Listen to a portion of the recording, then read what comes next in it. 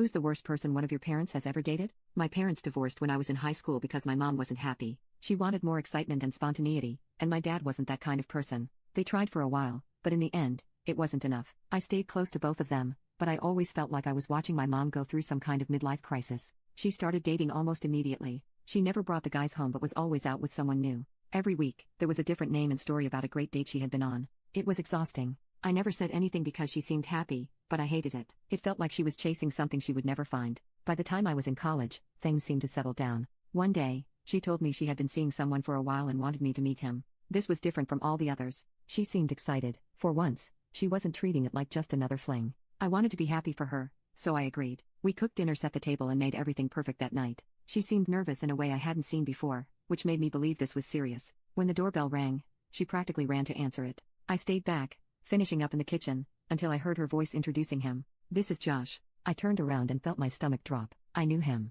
Josh wasn't just some random guy. He was in my classes. We had worked on a project together last semester. I had sat next to him for weeks, and now he was standing in my living room, smiling like this wasn't completely insane. I just stood there, staring. My mom laughed awkwardly. "Are you going to say hello?" I grabbed her arm and dragged her into the kitchen before she could say another word. "Are you serious?" I whispered. "He is my age. He could be your son." She sighed and looked at me like I was overreacting. I didn't know how old he was at first. We met at the gym, and we just connected. I haven't felt like this in years. I couldn't believe what I was hearing. She was acting like this was some great love story, like it wasn't completely disgusting. She begged me not to ruin the night. She said she really wanted me to give him a chance. I felt sick, but I sat through dinner anyway. The entire time, I wanted to crawl out of my skin. Josh was way too comfortable, touching my mom's arm, laughing too loudly, and making weird little inside jokes with her. It was nauseating. I barely touched my food. Halfway through, I made an excuse and left. I went straight to my dad's house and told him everything. At first, he brushed it off, saying my mom was allowed to date whoever she wanted.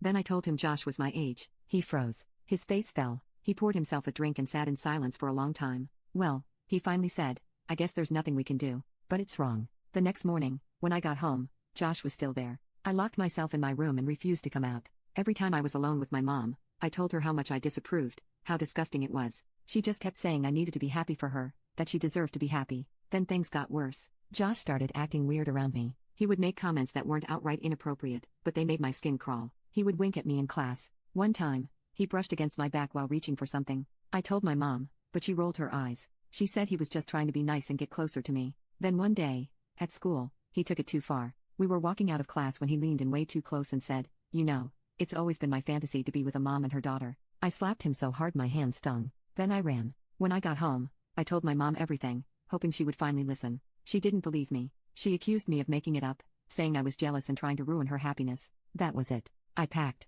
my bags and left. When I told my dad what happened, he was furious. He called my mom and told her off. He said she had been a terrible wife and was now being a terrible mother. He told her that I was staying with him, and he would do everything in his power to make sure I was safe. That was the last time I saw Joshua. Months later, my mom called me. She was crying. She said Josh had left her for another girl. She begged me to come back because she was lonely, but she never apologized. She never admitted she was wrong. I told her off and hung up. I haven't spoken to her since.